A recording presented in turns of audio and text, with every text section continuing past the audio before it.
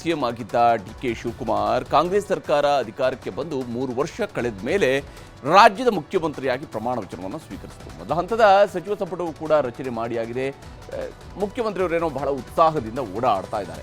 ಈಗ 2ನೇ ಹಂತದ ಸಂಪುಟ ರಚನೆಯ ಜೊತೆಗೆ ಸಂಸತ್ತು ಮತ್ತು ವಿಧಾನಮಂಡಲದ ಮೇಲ್ಮನೆಯ ಚುನಾವಣೆಗಳ ಅಗ್ನಿ ಪರೀಕ್ಷೆ ಈಗ ಶಿವಕುಮಾರ್ ಅವರಿಗೆ ಎದುರಾಗಿದೆ.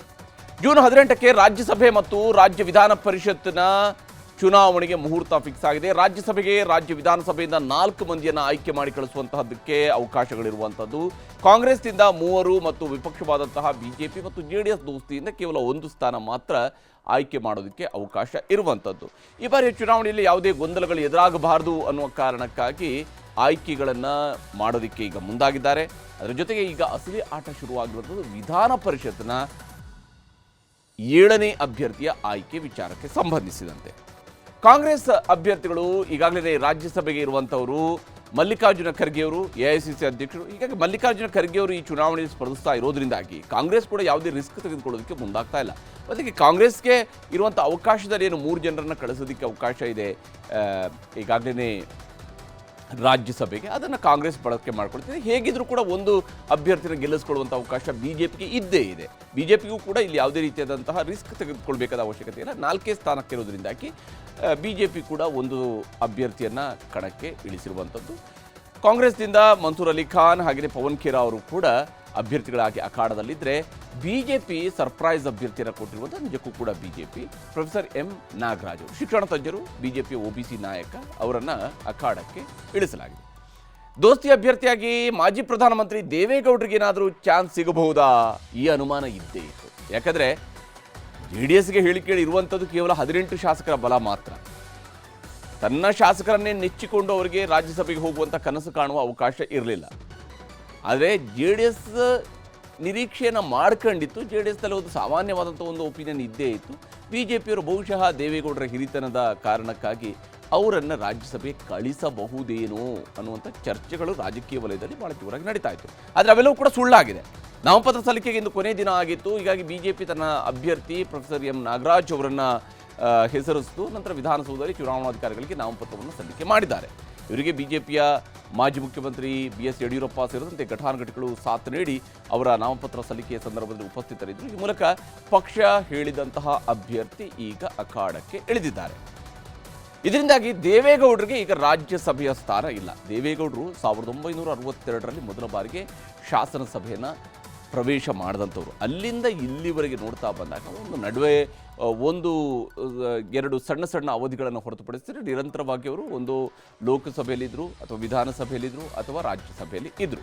ಈಗ ಮೈತ್ರಿ ಅಭ್ಯರ್ಥಿಯಾಗಿ HD ದೇವೇಗೌಡರಿಗೆ ಅವಕಾಶ ಸಿಕ್ಕಿಲ್ಲ. ಬಹುತೇಕ ಇದು ದೇವೇಗೌಡರು ಸಂಸತ್ ಸದಸ್ಯರಾಗಿ ಕೆಲಸ ಮಾಡುವಂತಹ ಅವಧಿ ಮುಕ್ತಾಯ ಆದಂತೆ ಗೋಚರ ಆಗ್ತಿದೆ. ಯಾಕಂದರೆ ಸದ್ಯಕ್ಕಂತೂ JDSಗೆ ಅವರನ್ನು ರಾಜ್ಯಸಭೆಗೆ ಕಳಿಸುವಂತಹ ಶಕ್ತಿ ಇಲ್ಲ. BJP ಹೈಕಮಾಂಡ್ ಹೊಸ ಸಂದೇಶವನ್ನು ಆಲ್ರೆಡಿ ರವಾನೆ ಮಾಡಿದೆ. ಏನು, ನಾವು ನಮ್ಮ ಪಕ್ಷದಿಂದ ಕೊಡುವಂತಹ ಅಭ್ಯರ್ಥಿ ನಮ್ಮ ಕಾರ್ಯಕರ್ತರಿಗೆ ಕೊಡುವಂತಹ ಮಾನ್ಯತೆ ಅದರ ಪ್ರಕಾರವಾಗಿ ನಾವು ಕೊಡ್ತೀವಿ ಅನ್ನೋಂಥ ರೀತಿಯಲ್ಲಿ ಕೊಟ್ಟಿದ್ದಾರೆ. JDSಗೆ ಸ್ವಂತ ಬಲದಿಂದ ಗೆಲ್ಲೋದಕ್ಕೆ ಅಗತ್ಯ ಬೇಕಾದಷ್ಟು ಸಂಖ್ಯಾಬಲ ಇಲ್ಲ. ಅವರಿಗೆ ಬಹಳ ಸಂಖ್ಯಾಬಲದ ಕೊರತೆ ಇದೆ. ಎಷ್ಟು ಸಂಖ್ಯಾಬಲದ ಕೊರತೆ ಇದೆ ಅಂದರೆ ಹತ್ರ 30 ಶಾಸಕರ ಕೊರತೆ ಇದೆ. ಅವರಿಗೆ 48 ಶಾಸಕರ ಬಲ ಬೇಕಾಗುತ್ತೆ ಒಬ್ಬ ರಾಜ್ಯಸಭೆಗೆ ಕಳಿಸುವಂತಹ ಅಭ್ಯರ್ಥಿಗೆ ಬೇಕಾಗಿ. ಹೀಗಾಗಿ ಸಂಖ್ಯಾಬಲದ ಕೊರತೆಯಿಂದಾಗಿ ಅವರಿಗೆ ದೇವೇಗೌಡರು ಕಳಿಸೋದಕ್ಕೆ ಸಾಧ್ಯ ಆಗ್ತಾ ಇಲ್ಲ. ಇನ್ನು DV ಸದಾನಂದಗೌಡರು ಹಾಗೂ ಸುಮಲತಾ ಅವರು ರಾಜ್ಯಸಭೆಯ ನಿರೀಕ್ಷೆಯನ್ನು ಇಟ್ಕೊಂಡಿದ್ರು. ಯಾಕೆಂದರೆ ಅವರ ಹೆಸರುಗಳನ್ನು ರಾಜ್ಯ BJP ರೆಕಮೆಂಡ್ ಕೂಡ ಮಾಡಿತ್ತು. ಆದರೆ ಕಡೆ ಗಳಿಗೆಯಲ್ಲಿ BJP ಹೈಕಮಾಂಡ್ ರಾಜ್ಯದ BJPಯ ನಿರ್ಧಾರಗಳಿಗಿಂತ ಹೆಚ್ಚಾಗಿ BJP ಹೈಕಮಾಂಡ್ ಒಬ್ಬ ನಿಷ್ಠಾವಂತ ಕಾರ್ಯಕರ್ತನಿಗೆ ಟಿಕೆಟ್ ಕೊಡುವಂತಹ ತೀರ್ಮಾನಕ್ಕೆ ಬಂದಿದೆ. ಹಾಗಾದರೆ ಯಾರು ಈ ಪ್ರೊಫೆಸರ್ M ನಾಗರಾಜ್ ಅನ್ನೋದನ್ನು ನೋಡ್ತಾ ಹೋದರೆ ಅಷ್ಟೇನು ಪರಿಚಿತವಲ್ಲದ ಹೊಸ ಮುಖಕ್ಕೆ ಈಗ ಹೈಕಮಾಂಡ್ ಮಣೆ ಹಾಕಿದೆ. ಅಂದರೆ ರಾಜ್ಯಾದ್ಯಂತ ಏನು ಭಾಳ ಪರಿಚಿತ ಇರುವಂಥ ವ್ಯಕ್ತಿ ಅಲ್ಲ. ಆದರೆ ಹುಬ್ಬಳ್ಳಿಯಲ್ಲಿ ಇವರು ಹೆಚ್ಚು ಪರಿಚಿತರಾಗಿರುವಂಥವರು, ಶಿಕ್ಷಣ ತಜ್ಞರು, RSS ಮೂಲದ ವ್ಯಕ್ತಿ, RSS ಜೊತೆಗೆ ಬಹಳ ನಿಕಟವಾದಂಥ ಸಂಪರ್ಕವನ್ನು ಹೊಂದಿರತಕ್ಕಂತಹ ಪ್ರೊಫೆಸರ್ M ನಾಗರಾಜ್. ಅಂತಿಮ ಹಂತದಲ್ಲಿ ಪ್ರೊಫೆಸರ್ M ನಾಗರಾಜ್ ಅವರ ಹೆಸರನ್ನು ಘೋಷಣೆ ಮಾಡಿದೆ. ಕಳೆದ 2-3 ಎಲೆಕ್ಷನ್ಗಳಲ್ಲೂ ಕೂಡ BJP ಈ ರೀತಿಯಾಗಿ ಸರ್ಪ್ರೈಸ್ಗಳನ್ನು ಕೊಡ್ತಾ ಬಂದಿದೆ ಕರ್ನಾಟಕದಿಂದ ರಾಜ್ಯಸಭೆಗೆ ಕಳಿಸುವಂತಹ ಅಭ್ಯರ್ಥಿಗಳ ವಿಚಾರಕ್ಕೆ. ಈ ಹಿಂದೆ ಕರ್ನಾಟಕ ರಾಜ್ಯ BJP ಉಪಾಧ್ಯಕ್ಷರಾಗಿ ಕೂಡ ಇವರು ಕೆಲಸ ಮಾಡಿದ್ದಾರೆ. ಹೀಗಾಗಿ ಸಂಘಟನೆಯ ಕೆಲಸ ಅವರಿಗೆ ಗೊತ್ತಿದೆ. ಅಷ್ಟೇ ಅಲ್ಲದೆ ಕರ್ನಾಟಕ ಲೋಕಸೇವಾ ಆಯೋಗದ ಸದಸ್ಯರಾಗಿಯೂ ಕೂಡ BJP ಸರ್ಕಾರದ ಅವಧಿಯಲ್ಲಿ ಅವ್ರನ್ನ ನೇಮಕ ಮಾಡಲಾಗಿತ್ತು. ಅವಾಗ ಅವರು ಸದಸ್ಯರಾಗಿ ಕೂಡ ಕೆಲಸ ಮಾಡಿದಂಥವ್ರು. ಇನ್ನು ಹಿಂದುಳಿದ ಕುರುಬ ಸಮುದಾಯಕ್ಕೆ ಸೇರಿರತಕ್ಕಂತಹ ನಾಯಕ, ಆ ಕಾರಣಕ್ಕಾಗಿ ಅವರಿಗೆ ಮಣೆ ಹಾಕಲಾಗಿದೆ. ಹಿಂದುಳಿದ ವರ್ಗಗಳ ಮತದಾರರನ್ನು ಸೆಳೆಯುವಂತಹ ತಂತ್ರಗಾರಿಕೆ ಎಂದು ಕೂಡ ಇದನ್ನು ಪರಿಗಣನೆಗೆ ತೆಗೆದುಕೊಳ್ಳಬಹುದು. ಇನ್ನು ರಾಜ್ಯಸಭೆಗೆ ಮಾಜಿ ಪ್ರಧಾನಿ HD ದೇವೇಗೌಡರನ್ನ ಆಯ್ಕೆ ಮಾಡಿದ BJP ಹೈಕಮಾಂಡ್ ಕ್ರಮಕ್ಕೆ ಕಾಂಗ್ರೆಸ್ ನಾಯಕರು ವ್ಯಂಗ್ಯವಾಡ್ತಾ ಇದ್ದಾರೆ. ಯಾಕಂದರೆ ದೇವೇಗೌಡರನ್ನ ಕಳಿಸಿಲ್ಲ ಅನ್ನುವಂತಹ ನೋವು JDSನವ್ರಿಗಿಂತ ಜಾಸ್ತಿ ಈಗ ಕಾಡೋದಕ್ಕೆ ಶುರು ಆಗಿರುವಂಥದ್ದು ಕಾಂಗ್ರೆಸ್ನವ್ರಿಗೆ. HD ದೇವೇಗೌಡರಿಗೆ ರಾಜ್ಯಸಭೆ ಟಿಕೆಟ್ ನಿರಾಕರಣೆ ಮಾಡಿ JDSಗೆ ಅವಮಾನ ಮಾಡಿದ್ದಾರೆ, ಕರ್ನಾಟಕಕ್ಕೆ ಅವಮಾನ ಮಾಡಿದ್ದಾರೆ, ಕೇಂದ್ರ ಸಚಿವ HD ಕುಮಾರಸ್ವಾಮಿ ಅಧಿಕಾರಕ್ಕೆ ಅಂಟಿಕೊಂಡಿದ್ದಾರೆ ಅಂತ ರಾಜ್ಯ ಕಾಂಗ್ರೆಸ್ ಉಸ್ತುವಾರಿ ಸುರ್ಜೇವಾಲಾ ಸೇರಿದಂತೆ ಹಲವರು ಟೀಕಾ ಪ್ರಹಾರಗಳನ್ನು ನಡೆಸ್ತಾ ಇದ್ದಾರೆ. ಇದಕ್ಕೆ ದೋಸ್ತಿ ನಾಯಕರು ಕೂಡ ತಿರುಗೇಟನ್ನು ಕೊಟ್ಟಿದ್ದಾರೆ. ಸನ್ಮಾನ್ಯ ದೇವೇಗೌಡರಿಗೆ ಅವರ ರಾಜ್ಯಸಭಾ ಸ್ಥಾನವನ್ನು ನಿರಾಕರಿಸಿದ್ದಾರೆ. ಇದು ದೇವೇಗೌಡರಿಗೆ ಆಗಿರ್ತಕ್ಕಂಥ ಅಪಮಾನ ಅಲ್ಲ, ಇದು JDSಗೆ ಆಗಿರ್ತಕ್ಕಂಥ ಅವಮಾನ ಅಲ್ಲ. ಭಾರತೀಯ ಜನತಾ ಪಾರ್ಟಿ ಮತ್ತು NDAದವರು ಇಡೀ ಕರ್ನಾಟಕ ರಾಜ್ಯದ ಜನತೆಗೆ ಅಪಮಾನವನ್ನು ಮಾಡಿದ್ದಾರೆ. 18 ನಂಬರ್ ಇಟ್ಕೊಂಡು ನಾವು ಪಾರ್ಲಿಮೆಂಟಿಗೆ ನಿಲ್ಲಬೇಕು ಅಂತ ಯಾರ ಹತ್ರ ಕೇಳಕ್ಕೆ ಹೋಗಿದ್ದೀವಿ? ಕೇಳಕ್ಕೆ ಹೋಗಿಲ್ಲ. ದೇವೇಗೌಡರು ರಾಜ್ಯಸಭಾ ಮೆಂಬರ್ ಇದ್ದಾರೆ, ಅವರು ಸಿಟ್ಟಿಂಗ್ ಮೆಂಬರ್ ಇದ್ದರು, ಅವರು ಕಂಟಿನ್ಯೂ ಆಗ್ತಾರೆ ಅನ್ನೋದು ಜನಾಭಿಪ್ರಾಯ ಇತ್ತು, ಅಪೇಕ್ಷೆ. ಯಾಕಂದ್ರೆ NDA ಪಾರ್ಟಿ ಇದ್ದಾರೆ, ಹೆಂಗೂ ದೇವೇಗೌಡರೇ ಕಂಟಿನ್ಯೂ ಆಗ್ತಾರೆ ಅನ್ನೋದು. ತ್ಯಾಗ ಮಾಡಿದಂತೂ ಸತ್ಯ. ತ್ಯಾಗ ಮಾಡಿದ್ಮೇಲೆ ಮೋದಿ ಅಮಿತ್ ಶಾ ಅವರೇ ಮಾತಾಡಿದ್ಮೇಲೆ ಅಂಬರೀಷ್ ಅಣ್ಣನ ಕುಟುಂಬಕ್ಕೆ ರಾಜ್ಯಸಭೆ ಟಿಕೆಟ್ ಕೊಡದೆ, ಈ ಕಡೆ ದೇವೇಗೌಡರು ಕೊಡದೆ ಒಕ್ಕಲಿಗರಿಗೆ ಅನ್ಯಾಯ ಮಾಡಿರೋದಂತೂ ಸತ್ಯ. BJP ಯಾರಿಗೆ ಅವಕಾಶ ಮಾಡಿಕೊಡ್ಬೇಕು ಅದನ್ನು ಪಕ್ಷದ ವರಿಷ್ಠರು ತೀರ್ಮಾನ ಮಾಡಿದ್ದಾರೆ. ಅಂದರೆ ಕುಮಾರಸ್ವಾಮಿ ನಿಂತ ಸಂದರ್ಭ ಅವರು ಅದನ್ನು ಬಿಡ್ಕೊಟ್ಟಿದ್ದಾರೆ, ಅದ್ರ ಬಗ್ಗೆ ಪ್ರಶ್ನೆ ಇಲ್ಲ. ಅದು ಇಲ್ಲಿಗೆ ಎಲ್ಲವೂ ಕೂಡ ಮುಗಿದೋಗಿಲ್ಲ. ಖಂಡಿತ ಪಕ್ಷದ ಹಿರಿಯರು ವರಿಷ್ಠರು ಇದ್ರ ಬಗ್ಗೆ ಚಿಂತನೆಯನ್ನು ಮಾಡಿದ್ದಾರೆ. ಅವ್ರಿಗೆ ಒಂದು ಸೂಕ್ತ ಸ್ಥಾನಮಾನವನ್ನು ಬರುವಂಥ ದಿನಗಳಲ್ಲಿ ಕೊಡ್ತಾರೆ ಅನ್ನೋ ಸಂಪೂರ್ಣ ವಿಶ್ವಾಸ ನಮಗೆಲ್ಲರೂ ಕೂಡ ಇದೆ. ಹೀಗೆ ನಾಯಕರುಗಳು ತಮಗೆ ತೋಚಿದ ರೀತಿಯಲ್ಲಿ ತಮ್ಮ ಪಕ್ಷಗಳನ್ನು ಸಮರ್ಥಿಸ್ಕೊಳ್ತಿದ್ದಾರೆ, ಟೀಕೆಯನ್ನು ಮಾಡ್ತಾ ಇದ್ದಾರೆ. ಈಗ ರಾಜ್ಯಸಭೆಗೆ BJPಯಿಂದ 3 ಹಾಗೆಯೇ NDAಯಿಂದ 1 ವಿರೋಧವಾಗಿ ಆಯ್ಕೆಯಾಗುವಂಥದ್ದು ನಿಶ್ಚಿತ ಆಗಿದೆ. ನಾಮಪತ್ರಗಳ ಪರಿಶೀಲನೆಯ ನಂತರ ಆಯ್ಕೆ ಪ್ರಕ್ರಿಯೆಗಳನ್ನು ಘೋಷಣೆ ಮಾಡಲಾಗುತ್ತೆ. ಆದರೆ ಅಸಲಿ ಆಟ ಶುರುವಾಗಿರುವಂಥದ್ದು ವಿಧಾನ ಪರಿಷತ್ ಚುನಾವಣೆಯಲ್ಲಿ. ಯಾಕೆಂದರೆ ಇಲ್ಲಿ ಸೂಕ್ತ ಸಂಖ್ಯಾಬಲದ ಕೊರತೆ ಇದ್ದರೂ ಕೂಡ ಕಾಂಗ್ರೆಸ್ 5ನೇ ಅಭ್ಯರ್ಥಿಯನ್ನು ಕಣಕ್ಕಿಳಿಸಿದೆ. ಯಾವಾಗ ಕಾಂಗ್ರೆಸ್ 5ನೇ ಅಭ್ಯರ್ಥಿಯನ್ನು ಕಣಕ್ಕಿಳಿಸ್ತೋ 7 ಸದಸ್ಯ ಬಲ ಇರತಕ್ಕಂತಹ ವಿಧಾನ ಪರಿಷತ್ ಚುನಾವಣೆಗೆ ಈಗ 7 ಸ್ಥಾನಗಳಿಗೆ ಚುನಾವಣೆ ನಡೆಸಿದೆ. ಅಲ್ಲಿ ಈಗ ಮತದಾನ ನಿಶ್ಚಿತ ಆಗಿದೆ. CM DK ಶಿವಕುಮಾರ್ ತಮ್ಮ ಆಪ್ತ ವಿನಯ್ ಕಾರ್ತಿಕ್ ಅವರಿಗೆ ಟಿಕೆಟನ್ನು ಕೊಡಿಸುವಲ್ಲಿ ಯಶಸ್ವಿಯಾಗಿದ್ದಾರೆ. 5ನೇ ಅಭ್ಯರ್ಥಿಯಾಗಿ ಅವರು ನಾಮಪತ್ರವನ್ನು ಸಲ್ಲಿಕೆ ಮಾಡಿದ್ದಾರೆ. ಮತ್ತೊಂದೆಡೆ BJP ಅಭ್ಯರ್ಥಿಗಳಾಗಿ ಲಿಂಗರಾಜ್ ಪಾಟೀಲ್ ಮತ್ತು ರಘು ಕೌಟಿಲ್ಯ, JDS ಅಭ್ಯರ್ಥಿಯಾಗಿ ಗೋವಿಂದ ರಾಜ್ ಅವರು ಉಮೇದುವಾರಿಕೆಯನ್ನು ಸಲ್ಲಿಕೆ ಮಾಡಿದ್ದಾರೆ. ಇಲ್ಲಿ BJPಗೆ ತನ್ನ ಸಂಖ್ಯಾಬಲದ ಮೇಲೆ 2 ಅಭ್ಯರ್ಥಿಗಳನ್ನು ಗೆಲ್ಲಿಸಿಕೊಳ್ಳೋದಕ್ಕೆ ಅವಕಾಶ ಇದ್ದೇ ಇದೆ. ಆದರೆ ವಿಶೇಷವಾಗಿ JDSಗೆ 10 ಸಂಖ್ಯಾಬಲದ ಕೊರತೆ ಇದೆ. ಅವ್ರಿಗೀಗ ಎಲ್ಲಿಂದ ಸೀಟು ಬರುತ್ತೆ ಅನ್ನುವಂಥ ಪ್ರಶ್ನೆಯೂ ಕೂಡ ಇರುವಂಥದ್ದು. ಸದ್ಯಕ್ಕೆ ಈ ಪರಿಷತ್ ಫೈಟನ್ನು ನೋಡ್ತಾ ಹೋದರೆ ಪರಿಷತ್ತಿಗೆ ಕಾಂಗ್ರೆಸ್ನಿಂದ 5 ಅಭ್ಯರ್ಥಿಗಳಿದ್ದಾರೆ. KPCC ಅಧ್ಯಕ್ಷರಾಗಿರುವಂತಹ BK ಹರಿಪ್ರಸಾದ್ ಅವರನ್ನ ಕಾಂಗ್ರೆಸ್ ಮತ್ತೊಮ್ಮೆ ವಿಧಾನ ಪರಿಷತ್ಗೆ ಕಳಿಸ್ತಾ ಇದೆ. ಕಮಕನೂರು ಅವ್ರನ್ನೂ ಕೂಡ, ತಿಪ್ಪಣ್ಣಪ್ಪ ಕಮಕನೂರು ಅವ್ರನ್ನೂ ಕೂಡ 2ನೇ ಬಾರಿ ಕಳಿಸ್ತಾ ಇದ್ದಾರೆ. ಇನ್ನು PV ಮೋಹನ್ ಅವರಿಗೆ AICC ಕಾರ್ಯದರ್ಶಿಯಾಗಿ ಕೆಲಸ ಮಾಡ್ತಿರುವಂತಹ PV ಮೋಹನ್ ಅವರನ್ನು ಕೂಡ ಈ ಬಾರಿ ಅಖಾಡಕ್ಕೆ ಇಳಿಸಿದೆ. ಶಿವಣ್ಣ ಅವರು, ಮಳವಳ್ಳಿ ಶಿವಣ್ಣ ಅವರು ಸಿದ್ದರಾಮಯ್ಯನವರ ಪರಮಾಪ್ತರು, ಅವರನ್ನೂ ಕೂಡ ಈ ಬಾರಿ ಮೇಲ್ಮನೆಗೆ ಕಳಿಸೋದಕ್ಕೆ ಕಾಂಗ್ರೆಸ್ ಅವರು ಮುಂದಾಗಿದೆ. ಇವರ ಜೊತೆಗೆ ಬಂದಿರುವಂಥದ್ದು ವಿನಯ್ ಕಾರ್ತಿಕ್, DK ಶಿವಕುಮಾರ್ ಅವರ ಆಪ್ತ ನಾಯಕ ವಿನಯ್ ಕಾರ್ತಿಕ್ಗೆ ಈಗ ಅವಕಾಶ ಸಿಗ್ತಾ ಇದೆ. ಅಂದರೆ ಅವರು ಅಖಾಡದಲ್ಲಿರ್ತಕ್ಕಂಥ ಅಭ್ಯರ್ಥಿ. ಎಲ್ಲವೂ ಸುಸೂತ್ರ ಆದರೆ ಕಾಂಗ್ರೆಸ್ನ 4 ಸ್ಥಾನ ಗೆಲ್ಲೋದಕ್ಕೆ ಕಾಂಗ್ರೆಸ್ಗೆ ಏನೂ ತೊಂದರೆ ಇಲ್ಲ. ಆದರೆ ಈಗ 5ನೇ ಸ್ಥಾನದ ವಿಚಾರಕ್ಕೆ ಬಂದ ಕಾರಣಕ್ಕಾಗಿ ಚುನಾವಣೆ ನಡೆಯುತ್ತೆ.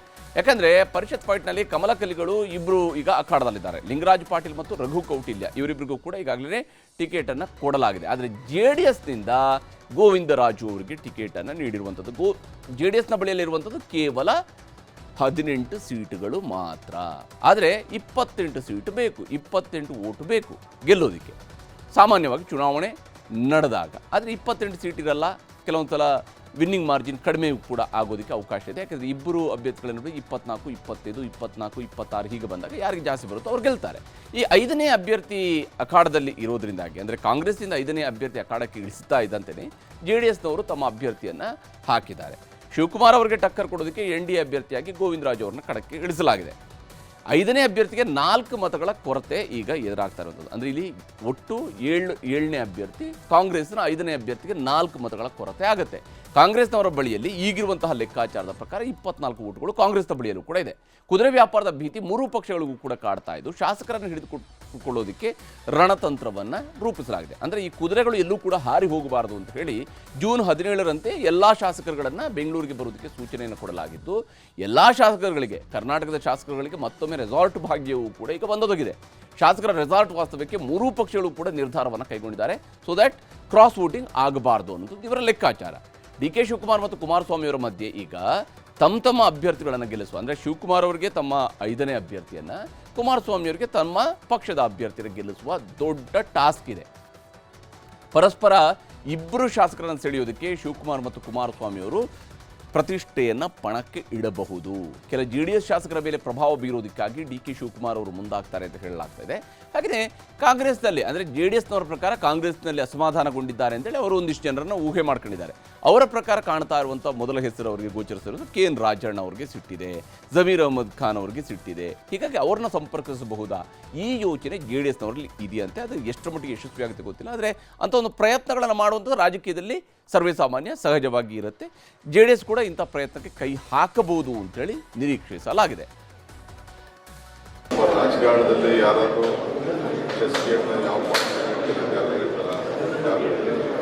ನಮ್ಮ ಹೈಕಮಾಂಡ್ ಅವರು ನನಗೆ ಆಯ್ಕೆ ಮಾಡಿದ್ದಾರೆ, ನನಗೆ ವಿಶ್ವಾಸ ಇದೆ, ನಾನು ಗೆಲ್ತೀನಿ ಅಂತ. ನೋಡೋಣ, ಅದೇನೋ ನಾವು ಲೆಕ್ಕಾಚಾರ ಹಾಕಿದ್ದೀವಿ, ನೋಡೋಣ ಏನಾಗುತ್ತೆ. ಬಟ್ ನಾನು ಗೆಲ್ತೀನಿ. ಹೈಕಮಾಂಡ್ ಮಟ್ಟದಲ್ಲಿ ನಮಗೆ ಆಶ್ವಾಸನೆ ಕೊಟ್ಟಿದ್ದಾರೆ. ಅವರಿಗೆ 2 ಅಭ್ಯರ್ಥಿಗಾಗಿ ಉಳಿದಂಥ 8 ಮತಗಳು ನಮಗೆ ಬರ್ತದೆ. 6 BJP ಮತಗಳು, ಒಂದು ಜನಾರ್ದನ್ ರೆಡ್ಡಿ ಅವ್ರದ್ದು, ಇನ್ನೊಂದು ಯತ್ನಾಳ್ ಅವ್ರದ್ದು. ಆ 8 ಮತ ಬರೋದ್ರಿಂದ ನಮ್ಗೆ 26 ಮತ ಆಗುತ್ತೆ. 2 ಮತಗಳು ಆತ್ಮಸಾಕ್ಷಿ ಮತ ಅಂತ ನಾವು ಕೇಳ್ತೇವೆ. ನಮಗೆ ಆ ಮತ ಬೀಳತ್ತೆ ಅನ್ನೋ ನಂಬಿಕೆ ನಮಗಿದೆ. ಹಾಗಾದರೆ ಇಲ್ಲಿ ಇರುವಂತಹ ಪರಿಷತ್ನ ಲೆಕ್ಕಾಚಾರ ಹೇಗಿದೆ ಅನ್ನೋದನ್ನು ನಾವು ಗಮನಿಸಬೇಕು. ಸದನದ ಸಂಖ್ಯಾಬಲವನ್ನು ನೋಡ್ಕೊಂಡು ಹೋದಾಗ ಒಟ್ಟು 224 ಸಂಖ್ಯಾಬಲ ಇದೆ. ಇದರಲ್ಲಿ 2 ಮೈನಸ್ ಆಗ್ತಾರೆ. ಯಾಕೆಂದರೆ D ಸುಧಾಕರ್ ಅವರು ನಿಧನರಾಗಿರುವಂಥದ್ದು, ಹಾಗೆ ವಿನಯ್ ಕುಲಕರ್ಣಿ ಅವರು ಅನರ್ಹಗೊಂಡಿದ್ದಾರೆ. ಅವರಿಗೆ ಯಾವಾಗ ಶಿಕ್ಷೆ ಆಯಿತೋ ಅವರು ಅನರ್ಹಗೊಂಡಿದ್ದಾರೆ. ಹೀಗಾಗಿ ಅವರಿಗೆ ಓಟ್ ಹಾಕೋದಕ್ಕೆ ಅವಕಾಶ ಇಲ್ಲ. ಈಗ 222 ಸಂಖ್ಯಾಬಲ ಇದೆ. ಕಾಂಗ್ರೆಸ್ನ ಬಳಿಯಲ್ಲಿ 135 ಪ್ಲಸ್ 3 ಓಟ್ಗಳಿದ್ದಾವೆ. 135 ಅವರ ಶಾಸಕರುಗಳಿದ್ದಾರೆ, ಪ್ಲಸ್ 3 ಜನ ಶಾಸಕರುಗಳು. ಅಂದರೆ ಗೌರಿಬಿದನೂರಿನ ಶಾಸಕರಾಗಿರುವಂತಹ ಪುಟ್ಟಸ್ವಾಮಿ ಗೌಡರು, ಹರಪನಹಳ್ಳಿ ಶಾಸಕರಾಗಿರುವಂತಹ ಲತಾ ಮಲ್ಲಿಕಾರ್ಜುನ ಅವರು ಮತ್ತು ಮೇಲುಕೋಟೆ ಶಾಸಕರಾಗಿರುವಂತಹ ದರ್ಶನ್ ಪುಟ್ಟಣ್ಣಯ್ಯ ಅವರು BJP ಪರವಾಗಿ ಮತ ಹಾಕಬಹುದು. ಇಲ್ಲಿಗೆ 135 ಪ್ಲಸ್ 3 ಅಂದರೆ 138 ಓಟ್ಗಳು ನೇರವಾಗಿ ಕಾಂಗ್ರೆಸ್ಗೆ ಬರಬಹುದಾಗಿರುವಂತಹ ಮತಗಳಿದ್ದಾವೆ. ಇನ್ನು BJPಯ ಲೆಕ್ಕಾಚಾರಕ್ಕೆ ಬಂದರೆ BJPಯವರಿಗೆ ಅಧಿಕೃತವಾಗಿ ಸದ್ಯಕ್ಕಿರುವಂಥದ್ದು 63 ಓಟ್ಗಳು ಮಾತ್ರ. ಅಂದರೆ 62 ಪ್ಲಸ್ 1 ಜನಾರ್ದನ್ ರೆಡ್ಡಿ ಅವರು ಆಲ್ರೆಡಿ BJP ಜೊತೆಗೆ ಮರ್ಜ್ ಆಗಿದ್ದಾರೆ. ಹೀಗಾಗಿ ಅವ್ರನ್ನೂ ಕೂಡ ನಾವು BJPಯವರು ಅಂತಲೇ ಕನ್ಸಿಡರ್ ಮಾಡಬೇಕಾಗುತ್ತೆ. ಒಟ್ಟು 63 ಮತದಾರರು ಅಲ್ಲಿ ಇದ್ದಾರೆ. ಇನ್ನು JDSನ ಕಡೆಗೆ ನೋಡಿದಾಗ ಅಲ್ಲಿರುವಂಥದ್ದು 18 ಮಂದಿ ಶಾಸಕರಿದ್ದರೆ 3 ಮಂದಿ BJPಯ ಉಚ್ಚಾಟಿತ ಶಾಸಕರಿದ್ದಾರೆ. ಈ ಉಚ್ಚಾಟಿತ ಶಾಸಕರ ಅಸಲಿ ನಿರ್ಧಾರಗಳು ಮತ್ತು ಅವರ ಮಹತ್ವ ಈಗ ಎಲ್ಲಕ್ಕಿಂತ ಜಾಸ್ತಿ ಕಾಡ್ತಾ ಇರುವಂಥದ್ದು ಈ ದೋಸ್ತಿ ಪಕ್ಷಗಳಿಗೆ. ಯಾಕಂದರೆ ಈ ಉಚ್ಚಾಟಿತರು ಇಲ್ಲಿ ನಿರ್ಣಾಯಕರಾಗ್ತಾರೆ. ಅವರು ಯಾರ ಕಡೆಗೆ ಮತ ಹಾಕ್ತಾರೆ ಅನ್ನೋದು ಬಹಳ ನಿರ್ಣಾಯಕ ಆಗುತ್ತೆ. ಇಲ್ಲಿ ಕೂಡಿ ಕಳೆಯುವಂತಹ ಲೆಕ್ಕಾಚಾರವೂ ಕೂಡ ಬಹಳ ಜೋರಾಗಿ ಸಾಗ್ತಾ ಇದೆ. ಯಾವ ರೀತಿಯಲ್ಲಿ ಅಂತ ಹೇಳಿದರೆ, ಪ್ರತಿ ಅಭ್ಯರ್ಥಿಗೆ ಗೆಲ್ಲೋದಕ್ಕೆ ಮೊದಲ ಪ್ರಾಶಸ್ತ್ಯದ ಮತಗಳ ವಿಚಾರಕ್ಕೆ ಬಂದಾಗ ಒಟ್ಟು 28 ಮತಗಳು ಬೇಕಾಗುತ್ತೆ. 28 ಮತಗಳು ಮೊದಲ ಪ್ರಾಶಸ್ತ್ಯದ ಮತಗಳಿದ್ದರೆ ಅವರು ಗೆಲ್ತಾರೆ ಅಂತೇಳಿ ಇದು ನಾವು ಸಾಮಾನ್ಯವಾದಂಥ ಲೆಕ್ಕಾಚಾರ. ಕಾಂಗ್ರೆಸ್ಗೆ 5 ಜನ ಶಾಸಕರನ್ನು ಗೆಲ್ಲಿಸೋದಕ್ಕೆ 140 ಮತಗಳ ಅವಶ್ಯಕತೆ ಇದೆ. 28 140 ಎಕ್ಸಾಕ್ಟಾಗಿ ನಾವು ಲೆಕ್ಕದ ಪ್ರಕಾರವಾಗಿ ಹೋದರೆ 28 ಜನ 28 ಶಾಸಕರು 5ರಿಗೆ ಓಟ್ ಹಾಕ್ತಾ ಹೋದರೆ 140 ಶಾಸಕ ಬಲ ಸಾಕಾಗುತ್ತೆ ಕಾಂಗ್ರೆಸ್ಗೆ. ಆದರೆ ಸಾಮಾನ್ಯವಾಗಿ ಈ ಚುನಾವಣೆಯಲ್ಲಿ ಏನಾಗುತ್ತೆ ಅಂತ ಹೇಳಿದರೆ, ಇನ್ವ್ಯಾಲಿಡ್ ಆಗುವಂತಹ ಅಪಾಯಗಳಿರೋದ್ರಿಂದಾಗಿ ಒಂದು ಹೆಚ್ಚುವರಿ ಮತವನ್ನು ಹಾಕಿಸ್ತಾರೆ. ಆವಾಗ 4 ಮತಗಳು ಕಡಿಮೆ ಆಗ್ಬೋದು. ಯಾರಿಗೆ? ಕಾಂಗ್ರೆಸ್ ಅವರಿಗೆ. ಆವಾಗ ಅವ್ರಿಗೆ ಆ ನಂಬರು 135ರಿಂದ ಸ್ವಲ್ಪ ಕೆಳಗಡೆ ಬರ್ಬೋದು. ಕಾಂಗ್ರೆಸ್ಗೆ 135 ಜೊತೆಗೆ 2 ಪಕ್ಷೇತರರು, ಸರ್ವೋದಯ ಪಕ್ಷದ ಬೆಂಬಲ, ಇದು 138 ಪ್ಲಸ್ ಇನ್ನೂ 2 ಇದೆ. ಅದು ಯಾವುದು ಅಂತ ನಾನು ಹೇಳ್ತೀನಿ. 2 ಉಚ್ಚಾಟಿತ ಶಾಸಕರಿದ್ದಾರೆ ನೋಡಿ, ST ಸೋಮಶೇಖರ್ ಮತ್ತು ಶಿವರಾಮ್ ಹೆಬ್ಬಾರ್. ಈ 2 ಉಚ್ಚಾಟಿತ ಶಾಸಕರು, BJP ಉಚ್ಚಾಟಿತ ಶಾಸಕರು ಕಾಂಗ್ರೆಸ್ಗೆ ಈ ಹಿಂದೆಯೂ ಕೂಡ ಮತ ಹಾಕಿರುವ ಇತಿಹಾಸ ಇದೆ. ಈಗಲೂ ಕೂಡ ಮತ ಹಾಕುವ ಸಾಧ್ಯತೆ ಇದೆ. ಇದು ಸಾಧ್ಯತೆ, ಅಂತಿಮವಾಗಿ ಅವರ ತೀರ್ಮಾನ ಆಗುತ್ತೆ, ಅವರು ನಿರ್ಧಾರವನ್ನು ಕೈಗೊಳ್ಬೋದು. ಆದರೆ ಅವರು ಭಾಳ ನಿರ್ಣಾಯಕ ಆಗ್ತಾರೆ ಈ ಚುನಾವಣೆಯಲ್ಲಿ, ಭಾಳ ನಿರ್ಣಾಯಕ ಆಗುವಂಥದ್ದು ಈ ಇಬ್ಬರು ಶಾಸಕರುಗಳು. JDS ಅಸಮಾಧಾನಿತರ ಮತ ಸೆಳೆಯುವಂತಹ ಸಾಧ್ಯತೆಯೂ ಕೂಡ ಕಾಂಗ್ರೆಸ್ನ ಕಡೆಯಿಂದ ಇದ್ದೇ ಇರುವಂಥದ್ದು. ಅದರಲ್ಲಿ ಎಷ್ಟು ಯಶಸ್ವಿ ಆಗ್ತಾರೆ, ಅದು ಏನು ವ್ಯವಹಾರ ನಡೆಯುತ್ತೆ ಗೊತ್ತಿಲ್ಲ, ಅದನ್ನು ನೋಡಬೇಕು.